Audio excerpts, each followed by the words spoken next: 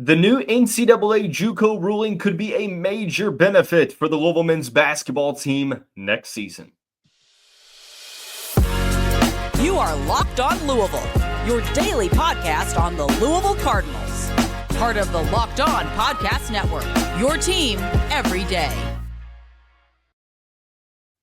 Card Nation, what's going on, everyone? Welcome into this Thursday edition of the Locked On Louisville podcast. I hope everyone had a very Merry Christmas, very happy holidays. As always, I'm your host, Dalton Pence. This is my fifth year covering the University of Louisville, third year hosting this show. And I want to take the time to personally thank you all for making us your first listen of the day. Just a reminder, Locked On Louisville, free and available on all streaming services 5 days a week. Your team every day. Today's episode of the show brought to you by Game Time. Download the Game Time app, use the code LOCKEDONCollege to get $20 off of your first purchase. Terms apply. The new JUCO ruling from the NCAA could be a major benefit for the Louisville men's basketball team next season. We'll explain what that ruling stated and how it can be a help for Pat Kelsey's team in 2025-26. We'll discuss whether or not Louisville can finish top four in the ACC this season, while also explaining and identifying what Aboubacar Traore's role might look like when he returns from injury very, very soon. So a lot of basketball talk on the show today. We're in sort of that lull of Louisville sports. Of volleyball ended. The college football dead period for the transfer portal is going on. And the basketball games have been about a week apart from Kentucky to Florida State. Now Florida State to Eastern Kentucky. It's a week in between those games. Louisville will take on the Cardinals on Saturday. But conversation has been dominated by the new NCAA JUCO ruling. Some understand what it is, and that's great. Some are not really grasping it all that well, and that's okay too. For the sake of a reference point to explain why this will be a major benefit for Louisville, why it could be, I should clarify, we're going to really break it down. And essentially what the NCAA did was grant a waiver to ex-JUCO players in all college sports. And there are some, it's not as clear-cut, like there are some things that you also have to discuss, like, which former JUCO players are eligible, whatnot. But it all comes on the heels of Vanderbilt quarterback Diego Pavia suing the NCAA in the fall. As it relates to eligibility standards and, the JUCO realm. And the state of Tennessee actually sided with Vanderbilt's quarterback, basically granting him another year of eligibility next fall. The NCAA did appeal that ruling, but they also, a couple days later, came out with a ruling that I'm going to read this word for word. And you could do this too, but I'm going to save you the trouble. The NCAA Division I Board of Directors on Monday approved a blanket waiver granting an additional year of eligibility to former junior college transfers in similar positions to Vanderbilt quarterback Diego Pavia, opening the door for a wave of college athletes across all sports to spend one more year in college athletics. According to an NCAA memo, the waiver extends an extra year of eligibility in 2025 and 26 to athletes who previously, and I quote, competed at a non-NCAA school for one or more years and otherwise would have exhausted their NCAA eligibility following the 2024-25 season. That comes from Eli Letterman, ESPN staff writer. So it doesn't apply to every player that has went the JUCO route, but the ones that would have been out of eligibility this season, it does. And for Louisville men's basketball team, that would apply to two players, Kasean Pryor and Javon Hadley. Now, this is beneficial for Louisville in two ways, or it could be. Number one is you have a legitimate chance to get both of those players back. Now, Kasean Pryor is missing the rest of the season with the torn ACL. There was optimism that he would be able to apply for a medical hardship waiver and get another year of eligibility next season. He likely would have, but it wasn't necessarily set in stone. Now, 100% he will be available to. So you can get one of your best players back. And also, it opens the door for Javon Hadley. Javon Hadley, fifth-year student, transferred from Colorado, spent the last 2 years with the Buffaloes. In 2021-22, he was a first-team JUCO All-American. So he will now have another year of eligibility should he want it. So the main benefit here is that, well, you can get two key rotational pieces back for next year's team and have some continuity in the system and have some players that you know are going to be able to come in and be able to produce right away. And it also allows you to not have to replace the majority of your team next year. Like, you have some guys that can return. You have some guys coming off of red shirts. And now you have a couple players that can return because of this ruling. Now, Kasean Pryor, you felt like probably was going to get a waiver anyway, but now he for sure does. And Javon Hadley, a starting level guy that has been really good for the Cardinals this season, good player around the basket, averaging 9.8 points per game, 7.8 rebounds per game. I mean, this is one of those things that can't really be understated how key this could be. So the main benefit is that this waiver applies directly to two players on this roster. Now, here is the catch. Not every player is going to want to utilize this waiver. I know that there's been rumors that Kasean Pryor is likely going to be back, but we don't know that for sure. Javon Hadley, it looks good on paper for him, right? Because he gets another year of eligibility. We don't really know about what his professional, what that ceiling looks like. I doubt Javon Hadley is going to get drafted after this year, but it all comes down to two things. I think number one, it's likely that Pat Kelsey would, but the coaching staff would have to want him back, and I imagine that they would. And number two, this is the more important one. Does Javon want to come back? Because technically, I mean, he could either go pro and say, you know what, I played 5 years of college ball, I'm done. Or he could say, you know what, thanks Louisville, but it's time for me to use my last year of eligibility somewhere else. So that's why I said could be a major benefit and not is a major benefit, because there's nothing set in stone, especially in today's college realm. And don't get me wrong, this could be a major benefit for all Louisville sports, not just Louisville basketball, right? But, with football, there's a lot more JUCO guys to talk about. And then this is a basketball-centric a basketball-centered show. So, I mean, this technically does or could benefit all Louisville sports. And we talked about why this could be majorly beneficial for two reasons. The first one is retaining some key players on your team. And number two, it might open the door for other key players that would have been out of eligibility, but say, you know what, I'm gonna enter the portal one more year, one last ride. I'm going to try to maximize, my college playing career. And Louisville will now have the opportunity to bring those players in. But it all comes back to the thought process of, if you're out of eligibility, and if you were a part of the COVID years or not, I mean, you're talking about, 22, 23, 24-year-olds. Do you want to still play in college, or do you want to take a crack at the pros? Like, hey, maybe, I'm not getting any younger. Let me go out and try to get as much professional basketball opportunities as I can. Or you might say, well, with how NIL is, maybe I can maximize, my name, image, and likeness now, and still a year from now, go pursue that. So there's so many different moving parts, and it's going to be different depending on which player you're talking about, because everyone has different preferences. But like I said, could be a major benefit for Louisville. And I think that if you're looking at next year's team and you're playing the hypothetical game here, if you bring Kasean Pryor and Javon Hadley back for next year's team, along with potentially Corn Johnson, let's think about this. Let's think about who Louisville could bring back. And it sucks that, Kasean Pryor's situation is based upon injury, but he'll have another showing next year to say, hey, look, I'm still that guy. I'm the guy before the injury, and I think that, that is a pretty opportunistic avenue for him. But you could potentially return Kasean Pryor, Javon Hadley, Corn Johnson, Kenai Roots, that's 4. James Scott is 5. Ali Khalifa and Kobe Rogers would be 7. And that right there, I mean, you look at it, that's 7 players.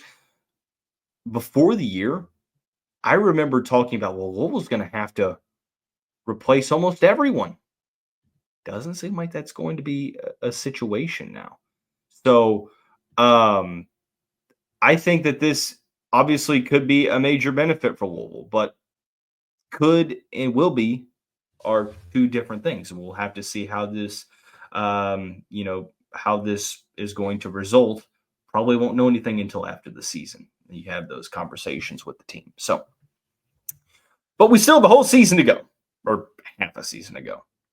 ACC play will begin in the full swing of things after Saturday. Can the Cardinals finish in the top 4 in the ACC? I really believe so. And I'm going to explain why when we come back on this Thursday edition of the Locked On Louisville podcast.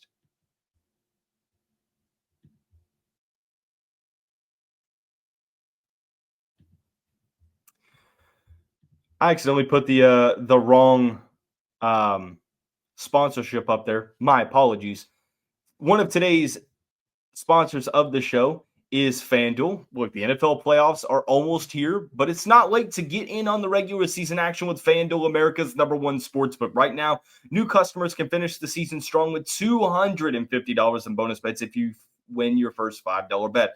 FanDuel has so many different ways for you to pick a W. One thing that I'm doing right now is a ladder challenge, which basically is 10 days of lower odds, but you're looking to double your money each time. And FanDuel's odds make it really convenient and easy to understand. And I feel like the odds are pretty fair. Visit FanDuel.com right now to join today and see all the great opportunities. That's FanDuel.com for your chance at $250 in bonus bets. Make every moment more with FanDuel, an official sportsbook partner of the NFL.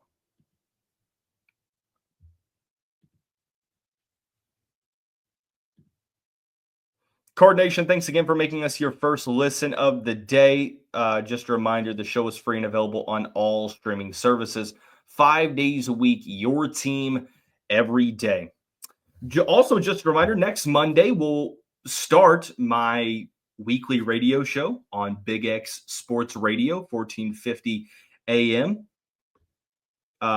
Mondays with Dalton Pence will air every Monday from 6 to 7 p.m. Very excited about that, all starting on December 30th. So be sure to tune into that as well. Continuing our basketball conversation, we're going to talk about eligibility for next year, right? But this year's not over with. The Cardinals beating Florida State by double digits, I think, shows it to me that this team still has a good chance to compete in the ACC and to get to the NCAA tournament. But when you talk about the ACC, a lot of differentiating opinions. One of the main questions I've seen is, can Louisville still finish in the top 4 in the conference? And I think 100% they can. Is it going to be easy? No. 2 reasons why I believe they can. Number one, I don't think the ACC is as good as people thought it was going to be. I think some things have happened. Jim Larinaga is stepping down effective immediately from Miami. The Cardinals will play the Hurricanes on February 8th. Virginia, just before the season, lost their head coach. Cardinals will play Virginia twice in January, a home and home with the Cavaliers. So there's 3 ACC games where Louisville will play a team who isn't or doesn't have the same head coach as when they were about to start the season. The conference isn't bad. Let's get that out of the way. It's not like the conference is just a cakewalk every time you step on the floor. That's not the truth. It might lack the top end talent, but I still think there's a lot of quality across the board for the conference. I really do. It's not as good as the SEC or the Big 12, but it has some quality opponents. Now, to finish top 4, you look at years past. Some years are different where the conference champion has 3 losses in conference play, and sometimes they have 5 to 6, maybe even 7 down the line. So I think for me, you look at where Louisville stands. They are 1-1 in conference play, win over Florida State, lost to Duke. ACC's up in the air. Outside of Duke, I mean, there's no other ranked team in the conference at the moment. Now, that is going to change eventually. But right now, I mean, it's wide open. And I think the second reason why I think they can compete is because they are getting better. I mean, that's why I said, please just give this team a chance and don't write them off in the middle of November. They looked good in the battle for Atlantis. They lost Kasean Pryor, and it took them a minute to really find their identity. I mean, this team didn't have it figured out all the way already. 13 new guys on the team, technically 11 with the 2 red shirts.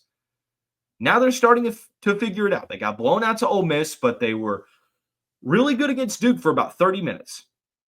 They lost by they lost by single digits to Kentucky, and they had a couple of chances in that second half to get it within a single possession. And they beat Florida State on the road that could end up a quad win at the end of the year. Won by 14. Scored 90 on a really, really good Florida State defense. So I know that there are those who say, well, Louisville can't make the tournament. Look at their schedule. Relax.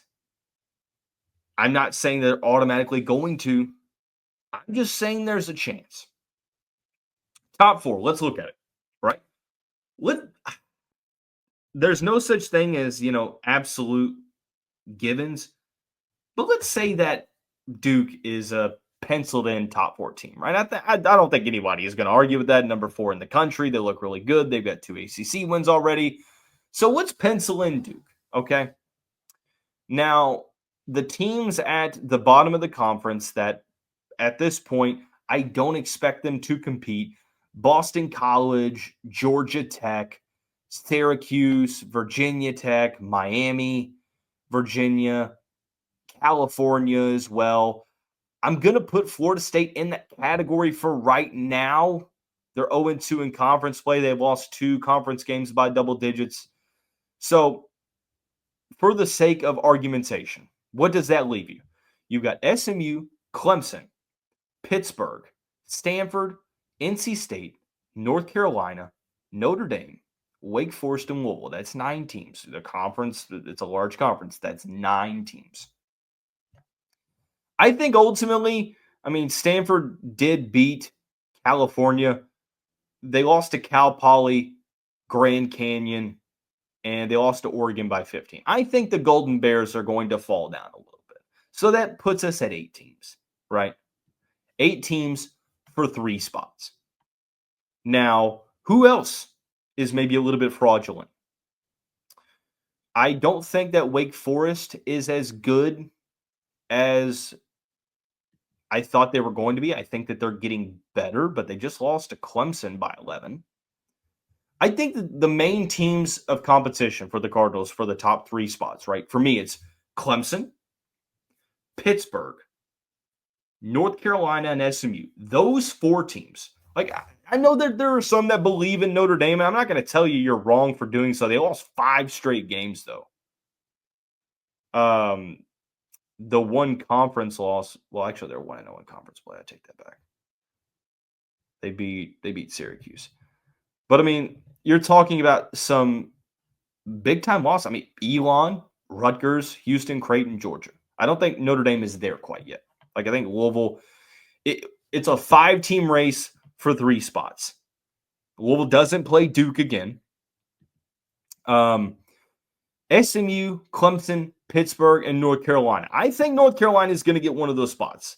Some aren't huge fans of the Tar Heels, and that's okay, but they're playing better and better. They just beat a UCLA team. They've got an ACC Player of the Year candidate with RJ Davis. They've got veteran players all over that team, a really good backcourt. I think if the front court starts to figure it out, North Carolina can go toe-to-toe with anyone, right? NC State, one of those teams that I'm not really sure that I truly believe in right now. Sort of up in the air, but I do think that the Wolfpack can be pretty decent. Clemson's an interesting one for me. Same with SMU. Like SMU, you look at who they played. They lost to Butler, and they lost to Mississippi State. They've got a big win against Boston College. They beat LSU by 10. They beat Virginia by 12. I think the Mustangs are going to be pretty good. Matt Cross, yes, that Matt Cross, the one who played for Louisville and Chris Mack's tenure, he's with the Mustangs. Clemson, North Carolina, and Pittsburgh. are going to be, I think, the three main teams of competition. I just feel like Louisville at this point, they're getting better and better. Looking at their schedule, they do have to go on the road in Dallas to play SMU, but they're going to have a good chance at winning that game. They're going to have it now. They will play Pittsburgh twice. It's a home and home there. They'll get Stanford at home. They're at NC State, but they do have Clemson at home. I just feel like for me, a team that's continuing to mesh, I think Louisville's going to be just fine. And I think that they definitely can get to the top four. What needs to happen for that, though? They have to not lose a game to the bottom dwellers, and they just have to be able to rip off a win streak. I think if you beat North Carolina on New Year's Day, that could be a very, very key win for the Cardinals. And, of course, this is going to potentially change each and every week, but it is very possible that Louisville's going to be able to finish in the top four in the ACC. One of the things that works in Louisville's favor is that pretty soon they're going to get Aboubacar Traore back. But what's his role going to look like? We'll try to answer that when we come back on this Thursday edition of the Locked On Louisville podcast.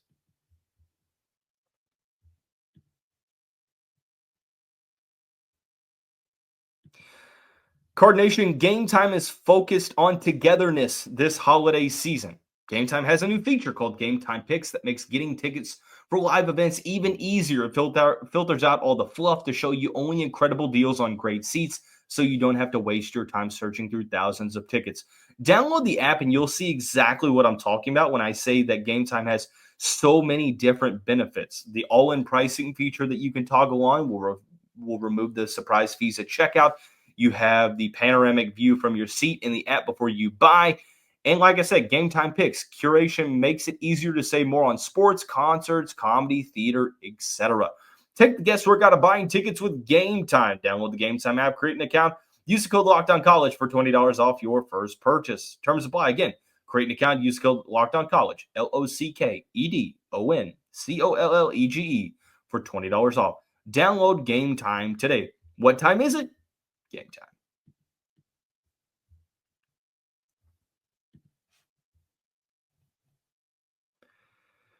Aboubacar Traore will return at some point in the near future for the Cardinals. When that is, it's only a rumor at this point. Pat Kelsey did say at the beginning of December that he was about a month away.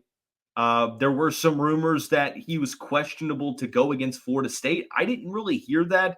But it seems like it's going to be a late December, early January type return. I don't think we'll see him against Eastern Kentucky. We might, but I think you're more so looking at a possible return against North Carolina on the first. Maybe it's Virginia, Clemson after that. I think he'll definitely be back before mid-January. But then again, when he's going to be back, I don't know. It's all based upon intuition and the exact timeline. But Louisville is set to get the Long Beach State transfer back soon. Some think, well, what does it matter? He played a couple games and didn't look good at all. No, he didn't have the greatest games. He played 2 games, about 19 minutes a game, 1.5 points per game, 5 rebounds, 1.5 blocks, half a steal a game. Didn't shoot well at all. 16.7% from the field, 50% from the free throw line, 0% from the three-point line.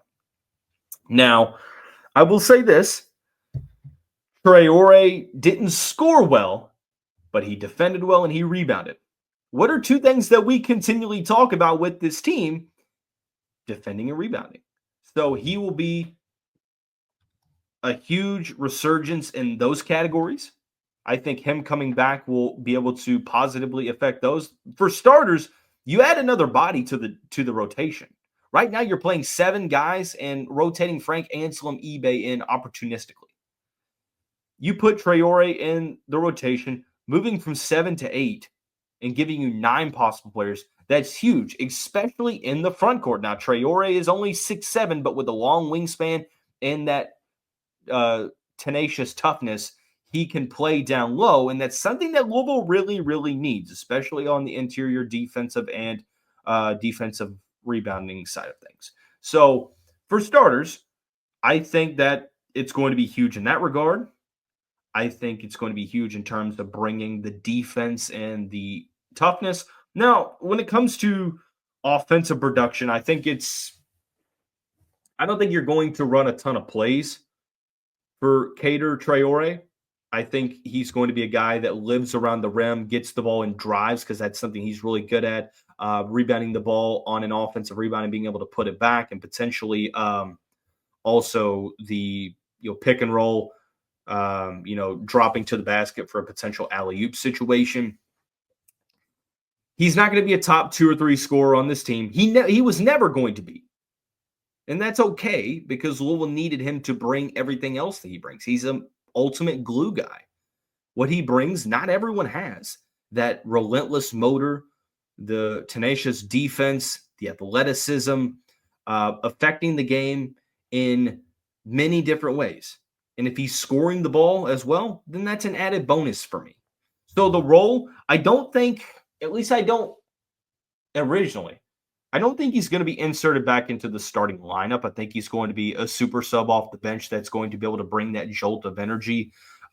Because right now it seems like with whatever Louisville's doing, it's working. The starting lineup that the Cardinals had against Florida State: Chucky Hepburn, Terrence Edwards Jr., Javon Hadley, Noah Waterman, and James Scott.